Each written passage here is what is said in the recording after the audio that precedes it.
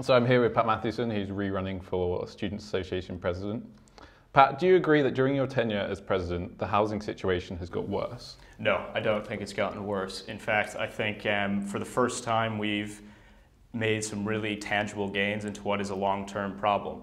So what's changed in accommodation in the last 5 years in St. Andrews? In the last 6 months, we've gotten £500,000 of new bursaries, and for the first time, the university is now actually reviewing how it can build more university accommodation.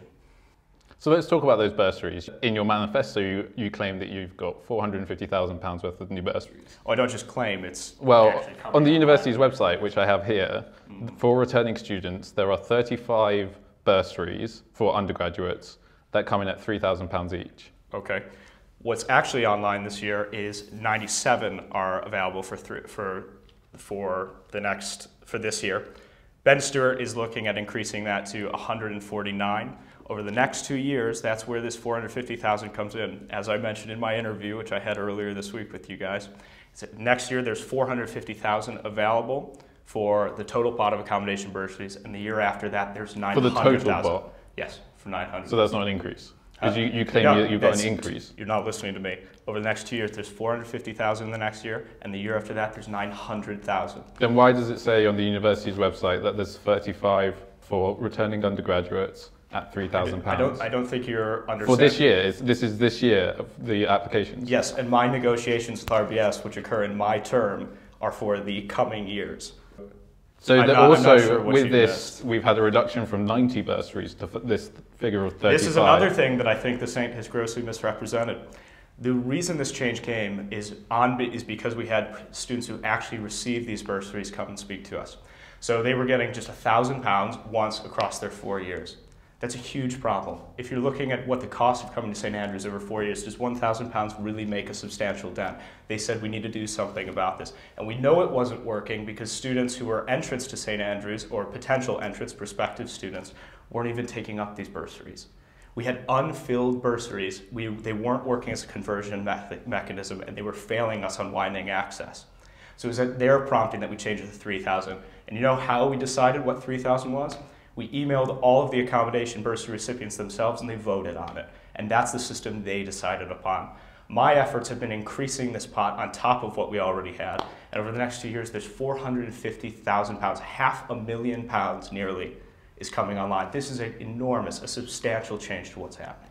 What's the figure for the amount that's been taken away from the subsidy to Albany Park and Fife Park? What's the figure, pardon me? For the subsidy that used to go to Albany Park and Fife Park. These two things aren't related. So that's stopped though, right? So 3 years ago, the Students' Association president agreed at the time, spoke to the university. The university was going to raise the price on Albany and the rest of them to the lower quartile of all student accommodation across the UK. The university has maintained a commitment to having 1/5 of its accommodation at this level, and that's something it has maintained. That's what it has to do for cost. Right now, the cost of accommodation is risen across the board by RPI, which is roughly around inflation. The truth is about these new bursaries as well. We talked about Albany Park and we talked about Fife Park, and these were fairly cheap halls. And so £3,000 would almost pay for an entire hall. However, you can't use these new bursaries in Albany Park. It says on the university's website, which I have here, that Albany Park is excluded. The university has maintained its position, and you can speak to Ben Stewart, the head of RBS, Residential Business Services, about this. They are not in a position, and they do not want to be giving free accommodation at any point in time. That is their position. It's not necessarily mine. But what they have done is with these bursaries, make them rolling, means we don't ghettoize students into one place. It means if you're paying $3,500 a year, which people at Albany will be at the end of this increase, that no matter what hall you're in, if you're getting a £3,000 bursary, it comes down to that level. So I think you've grossly misrepresented this. I think you've misjudged the way it's gone on, and I don't think you've accurately accounted for the way it's going forward. Let's talk about your manifesto for this year. Sure. You say that you want to build 1,500 new beds. Yes. Is that just a figure that sounds good, that it rolls off the tongue? So this is actually, we're actually already working on this after 6 months of very strong advocacy during my tenure. And what has to happen in the next year is Albany Park has to go under the knife for HMO regulations. Instead of just replacing Albany Park with the 340 beds that are already there and building 340 more, what we're looking at is expanding the size of it altogether. So we're bouncing around numbers all the way up to 1,100 in Albany Park. So you're looking at roughly 800 increase there. On top of that, there's conversations going on with the DoD and purchasing spaces out at Lucas or building out in the Grange. This is not a fantasy figure. These are all real business cases that are being considered right now. And what I'm coming to you by the university, though, not you. I'm a member of the university court in a park, and I am the strongest student advocate in that space to be able to make sure this happens. And that's why I'm coming for a second term, because we've gained traction in these arguments to have them actually occurring. And I'm saying you want someone with experience to have them follow through. So you have experience, but you said in your manifesto last year, which I also have here, that you want to pursue a build-based accommodation agenda. But you haven't done that this year. You haven't achieved that this year. How long does it take to build a building? How long does it take to build a building?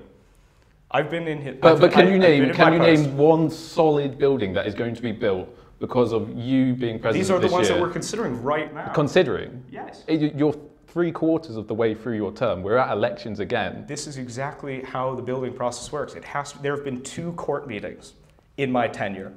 2 meetings of the body that can possibly, this is the only body that can have building approved. 2 meetings. And in those 2 meetings, for the first time in 5 years, for the first time in my entire time as a student, the university is actually reflecting on how they're going to build more student accommodation. I really disagree with your assessment on this front, and I think we're getting substantial. Well, the ones that have been built, for example, Ayton House, some of the rooms in that are over £10,000. Which is a private company. Yes, yes. But you specifically talk about private investment in last year's manifesto. Yes, and private investment in other places has been very successful. So you look at CLV, which has been commissioned to build Fife Park on a 40-year lease, and then the property is handed back to the university. CLV has been an incredibly productive private solution to building accommodation when it was needed in St. Andrews. Ayton House received, Watkin Jones was the company that was commissioned to build Ayton House. They received planning permission in 2013. If you want to look at the place where the Students Association can give its best input, it's during the planning permission phase. 2013 is long before I was the president here. But despite that, what we've done and we've managed to do is we managed to secure wardennial teams for pastoral care. We've managed to secure hall committees to ensure that there is a level of student community in these places that they can integrate into our system. And we continue to tell them that they've misjudged the market. They came to us asking for an SRC motion supporting the Ayton House. We wouldn't even table it. We're fighting every single day trying to make these prices lower. But the point is that these private companies, they've spoken to you and they've realized that they can charge these figures. They think the association president, who is currently in place, isn't strong enough to oppose us on these things. Do you not agree with that? Is the association... Well, they're charging over £10,000. You cannot, at this point in time, it's very difficult to dictate price. What we have to do is wait for either more accommodation to come online through the university, takes pressure off the system, means they can't rely on the overwhelming demand that they currently have that enables them to charge £10,000. So there are mechanisms. You can't just say, don't charge £10,000. Fine, if they have students that they get £10,000 from, then they will charge £10,000. They're a private company. There's a fundamental misreading of the economics of the housing market here in St. Andrews in the way you're addressing this and phrasing this question.